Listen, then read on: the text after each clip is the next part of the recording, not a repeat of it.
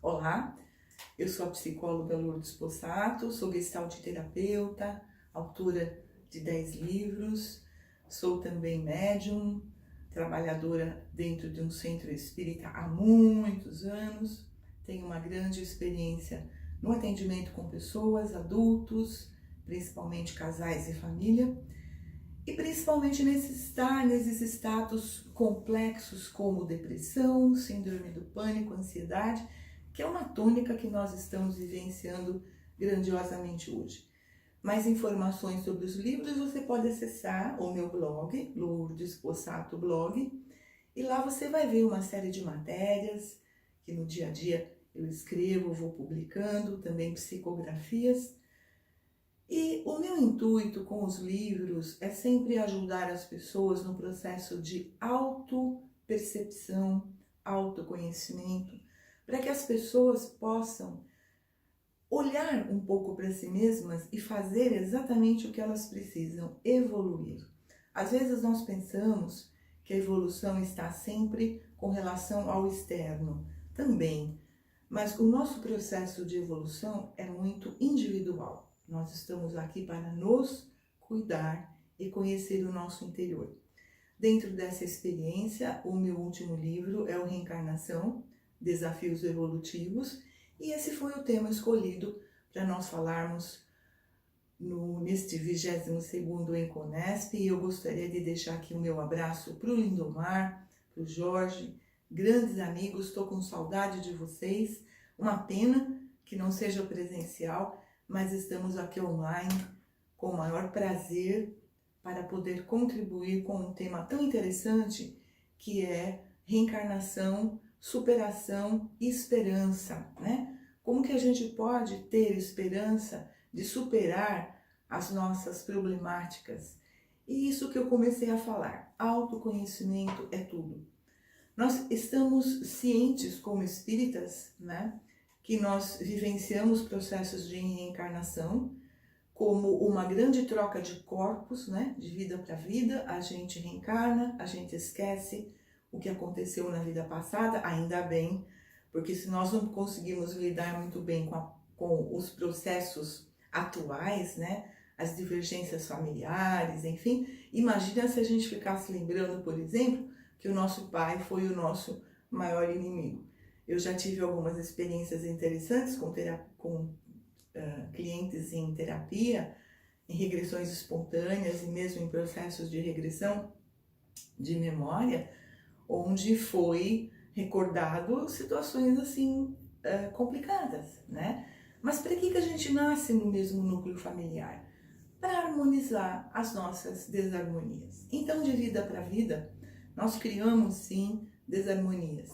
E aí um dia a gente desencarna e nesse período intermissivo nós vamos rever aquela vida ou aquelas vidas que nós tivemos. E veja bem, não é uma punição divina, tá? Nós temos dentro de nós, desde o momento da nossa criação, a centelha divina que foi colocada. E essa nossa consciência é a que direciona o que nós vamos fazer na próxima vida. Então, grosso modo, ou de uma maneira realista, somos nós que escolhemos o nosso karma, tá?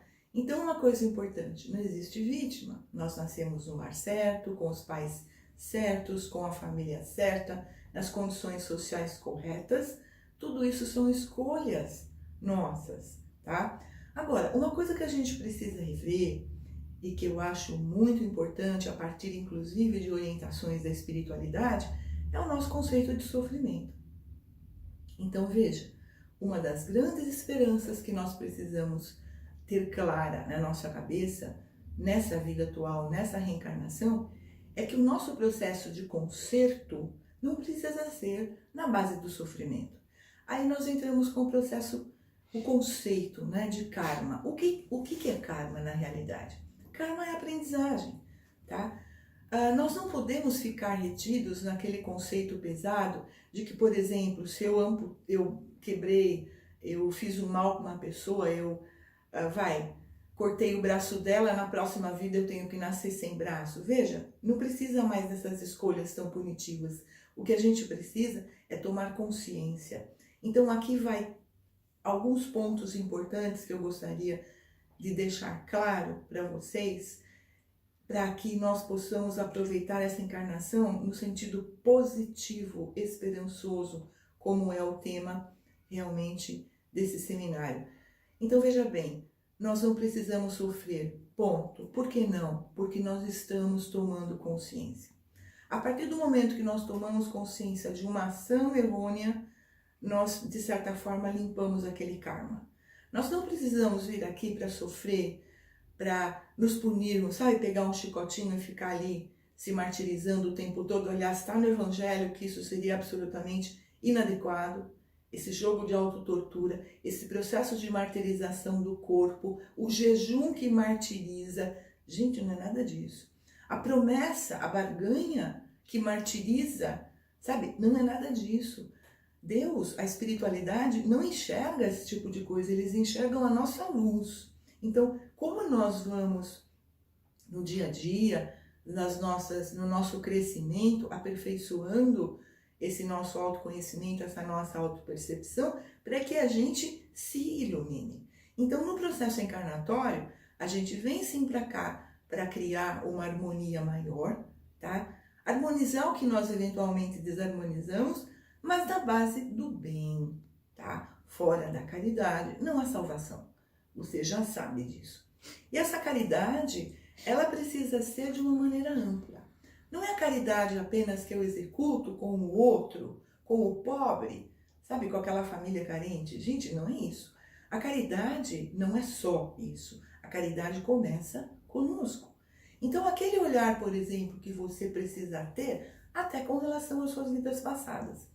Então, vamos pegar um caso que eu acompanho muitos quadros de síndrome do pânico, e eu junto aqui com o meu mentor, tive uma inspiração, assim, uma orientação da espiritualidade que me mostrou o seguinte: esses quadros estão muito relacionados com vidas passadas, onde a pessoa foi muito dura, ela foi uma pessoa até má no sentido de atitudes, ela prejudicou muitas pessoas, ela fez, entre aspas, muita bobagem. Aí quando ela desencarna, essa centelha divina acusa. Ela entra numa espécie de autoacusação. Então ela diz assim: ok, não vou errar mais, eu vou consertar tudo, eu vou resolver tudo, eu vou ser perfeito. Então ela vem com uma programação muito rígida. Até os espíritos colocam: olha, você não vai conseguir. Não, deixa comigo, eu consigo, eu faço, eu aconteço. Tá, naquele momento lá. Quando ela chega aqui e nós tomamos conhecimento, em contato, né, com a vida física, nós percebemos que não é nada, assim, nada tão facinho, né? E a gente nasce no lar certo, e aí vem as repressões dessa família, e tudo fica assim uma salada muito interessante. Essa pessoa entra com um processo de perfeccionismo tão grande, mas tão grande, então ela se cobra: eu não posso errar, eu tenho que ser perfeita, se algo não sai do jeito que ela programou, ela se culpa. Então veja, entra num processo de auto-tortura e autocobrança tão grande, mas tão grande, que a individualidade dela, a natureza dela, fica dentro da caixinha. Então imagina uma natureza fechada dentro da caixinha, onde a pessoa veste uma capa de perfeição, onde ela quer controlar, onde ela não pode errar, onde ela tem que atender às expectativas do mundo, onde ela tem que ser perfeita. Esse excesso de perfeccionismo, ele gera uma cobrança e uma crítica interna tão grande, mas tão grande, que nós entramos aqui no processo de ansiedade, né? Uma pessoa que vai gerando uma ansiedade, uma tensão constante todos os dias, a cada momento. Isso soma, tá, com o tempo e vai gerar um quadro de ansiedade generalizada que, com o tempo, gera as síndromes. Então, nós vamos ter a claustrofobia, nós vamos ter várias síndromes de pânico, de altura, enfim, uma série de quadros de medos, até medo da morte, tá? Medo de ficar doente, por conta daquela natureza que ficou devidamente encerrada, enquadrada na caixinha, tá? Então, vamos lá. Nós precisamos lidar com essa pessoa, trazendo-a para o ponto de equilíbrio. o ponto de equilíbrio. Nem tanto a terra, nem tanto ao mar. Eu não vou me cobrar ser perfeito, perfeição é utopia, mas eu vou me cobrar fazer o melhor que eu posso. Quando eu entro nesse processo de meio termo, tá? Eu estou saudando o meu karma. Isso que é interessante entender. O meio termo, ele traz a compreensão, ele traz o perdão. Essa pessoa precisa enxergar que naquele momento lá atrás, seja lá aquilo que ela critica, ela fez o melhor que ela podia naquela vida com aquela consciência, naquelas circunstâncias emocionais. Na medida que ela compreendeu e hoje ela não repetiria, que ela sabe que ela não repetiria, ela tem hoje como autossuporte a natureza dela que é boa. Então, se ela se apoiar nessa natureza boa, ela sabe que ela não vai cometer de novo. Essa consciência limpou aquele karma. Porque hoje, na medida em que ela se apoia nessa natureza boa e ela constata isso, eu sempre pergunto, hoje, você faria um mal proposital para alguém? A pessoa responde, não. Hoje você, assim, bolaria um plano bem maquiavélico, né? Para machucar alguém, realmente para esculhambar a vida de alguém? Não, imagina. Ótimo, então veja, você tem uma natureza boa. Se você tem uma natureza boa e você já sabe que tem, pelas suas atitudes, use essa natureza como apoio para criar o perdão e a compreensão dos seus erros passados. O que acontece nesse momento? Aí vem a tal da esperança, né? Todo aquele acúmulo de energia parada, de uma natureza real que ficou dentro da caixinha, ela aparece, ela sai de lá com vivacidade, com alegria, com soltura, com leveza. Por quê? Porque é a natureza dela. Ela dá espaço àquela natureza. Ela pode ser assertiva, ela pode ser até um pouco, é que eu sempre falo, questão de ritmo. Ah, mas eu tenho um ritmo acelerado. Isso é ruim? Não. Veja, se faz parte da sua natureza, é ritmo. Aquela pessoa que é intensa, porque ela é mesmo, faz parte da natureza dela, e isso não faz mal para ela. Então veja, o que faz bem é o que faz bem, faz parte da natureza. É o lado verdadeiro, é o lado autêntico. O que faz mal? Esse é o lado da caixinha, né? Esse é o lado que ficou lá fechadinho e onde a gente construiu a capa, o ego, os conceitos egóicos. Então, nessa reencarnação, nós temos a grande oportunidade de perceber quem nós somos de fato. E talvez, ao percebermos quem nós somos de fato, nós possamos resgatar essa natureza boa, esse amor, essa caridade moral, porque a partir do momento que eu me vejo como algo bom, eu vou ver o outro como bom. Eu não vou e não devo autorizar ser conivente com o mal, com os erros, mas eu não vou julgar a essência daquela pessoa. Eu posso denunciar um erro? Eu posso.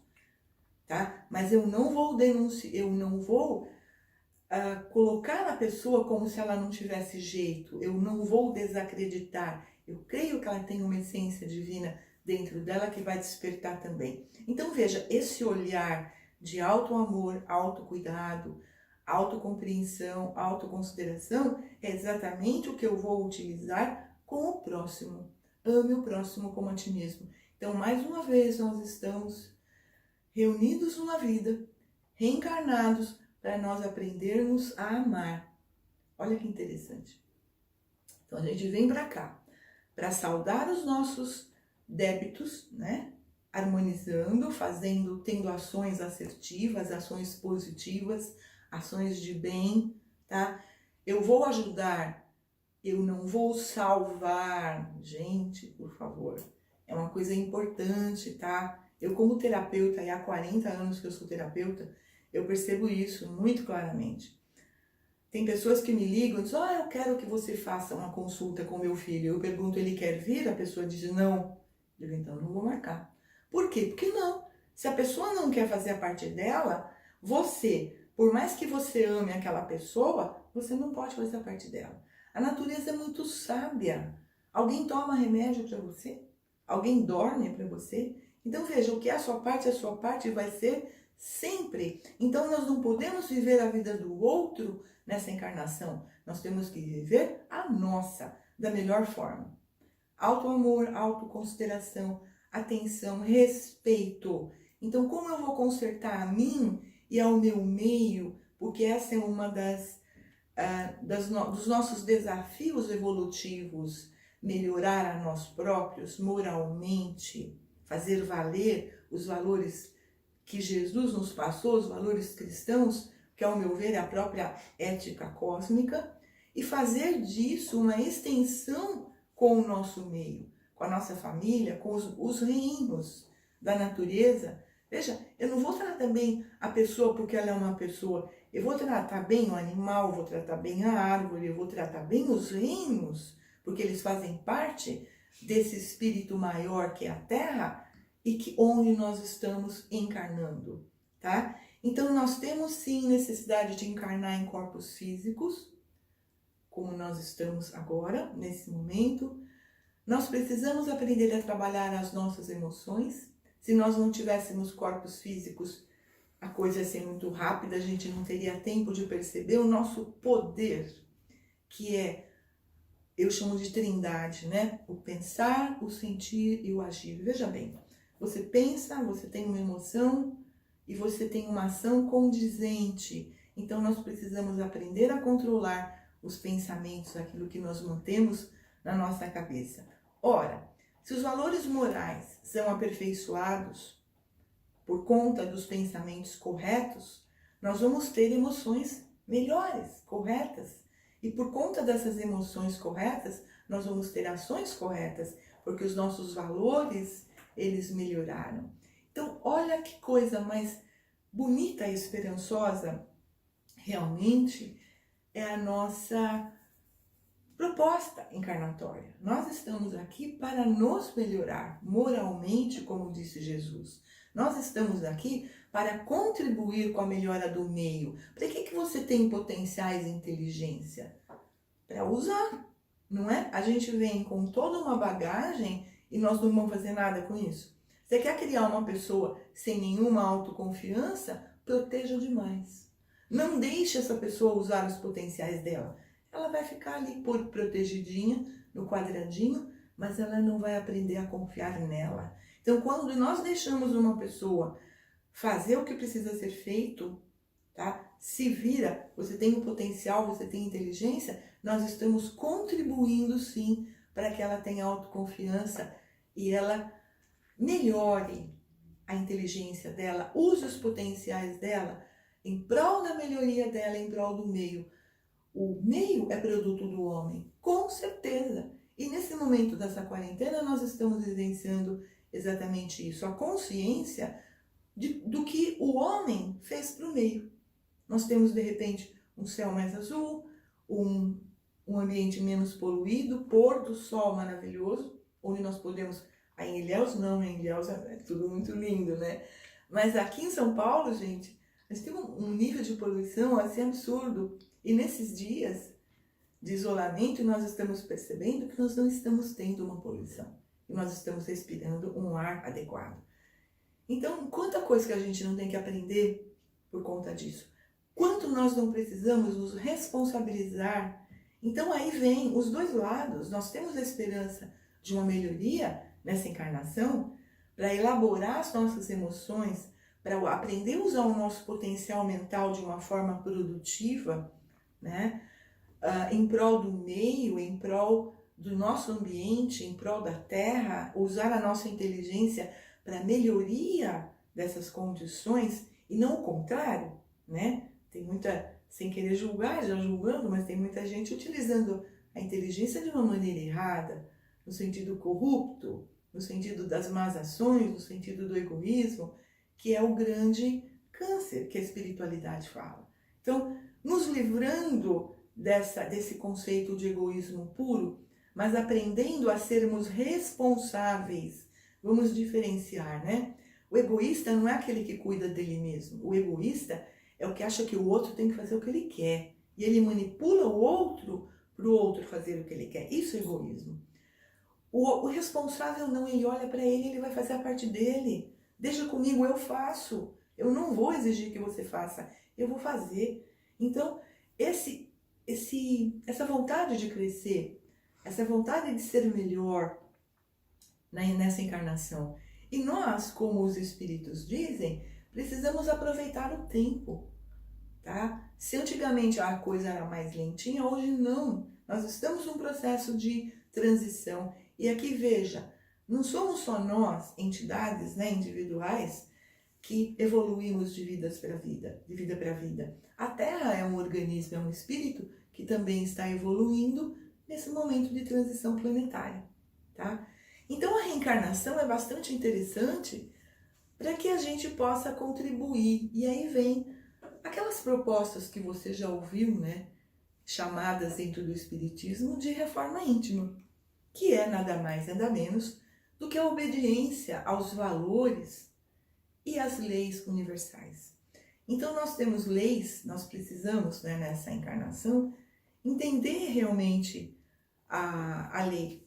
Nós temos leis assim muito interessantes, tanto físicas quanto emocionais. Por exemplo, uma lei física, você coloca a mão no fogo e queima, né? Será que você vai deixar a sua mão lá muito tempo só para provar que você é um cara forte? Não, a queimadura dói. Uma lei emocional, quanto mais eu me cobro e me pressiono e me critico, mais ansiedade eu crio e mais desânimo perante a vida. Olha, isso é uma lei emocional. Precisamos entender como o nosso organismo funciona, tá? Quantos quadros de preguiça, de desânimo, de depressão, que são acúmulos de atitudes negativas, autoanulação, autocobrança, remorso, culpa. Sabe aquela coisa que a pessoa quer falar e não fala, nunca fala, tem medo de expressar porque vai desagradar? São atitudes que a pessoa vai acumulando e vai gerando problemas depois, leis emocionais. Então nós estamos aqui para aprender a olhar para as leis, não só as leis físicas, emocionais, as leis universais. A lei da atração, por exemplo. X atrai X. Eu emano uma energia, essa energia que eu emano está relacionada às atitudes que eu tenho para comigo mesma. Eu emano um padrão, eu vou atrair o quê? O mesmo padrão. É lei da atração. O mundo me trata como eu me trato. Lei de causa e efeito. Você fez, volta. Não adianta, é lei. Não é porque Jesus quis, Deus quis, não. Eu faço, eu recebo. É uma lei. Isso a física quântica explica muito bem. São ondas, né? De pensamento, dentro de uma ação que eu emano, e ela vai voltar no mesmo padrão, e se não acumular, ela volta naquela base assim bem intensa, certo?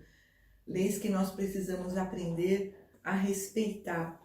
Então, isso tudo, gente, nós vamos aprendendo com o autoconhecimento, né? Nós vamos aprendendo estudando, nós vamos aprendendo até vivenciando. E aqui eu sempre falo uma coisa importante nos processos de terapia, que é o auto-olhar.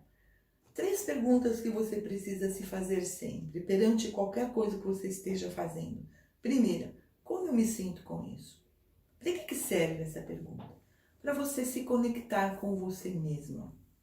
Se você não se conecta, você fica pensando. Pensar é um negócio assim que vai longe, delira, tá? Então a gente precisa fazer uma conexão com o nosso sentir. Como eu me sinto com isso? Bem, mal? Tô tranquilo, não tô? Eu preciso sentir. A hora que eu sinto, se você falar, eu me sinto muito mal. Vamos rever? Vamos rever a nossa postura? Como eu estou lidando com essa situação? Eu estou me responsabilizando demais, eu estou querendo controlar tudo. Tem gente que fala, é como a gente tem uns feedbacks dos guias, né, espirituais, e eles dizem assim, tem gente que se comporta do tipo assim, deixa comigo que eu faço. E aí a espiritualidade meio que fala, ok, a gente está aqui olhando. Quando você der abertura, a gente vai e vai ajudar, vai dar uma orientação, mas enquanto você não se abrir, a gente não vai. Eles respeitam muito o nosso arbítrio. Esse é um poder grandioso que nós precisamos perceber que nós temos, né? O arbítrio, fazer boas escolhas. Que escolhas que você vai fazer hoje? voltando à nossa pergunta, como eu me sinto com isso? A hora que eu detectei, eu vou procurar uma alternativa, eu vou procurar condições diferenciadas para eu lidar com aquela situação. O que eu preciso estar em busca? Do bem, sensação de bem. Aí vem a segunda e a terceira pergunta.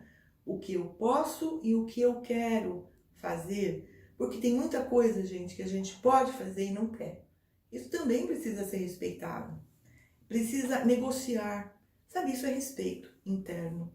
Tem muita coisa, e o vice-versa também, né? Tem muita coisa que eu quero e não posso.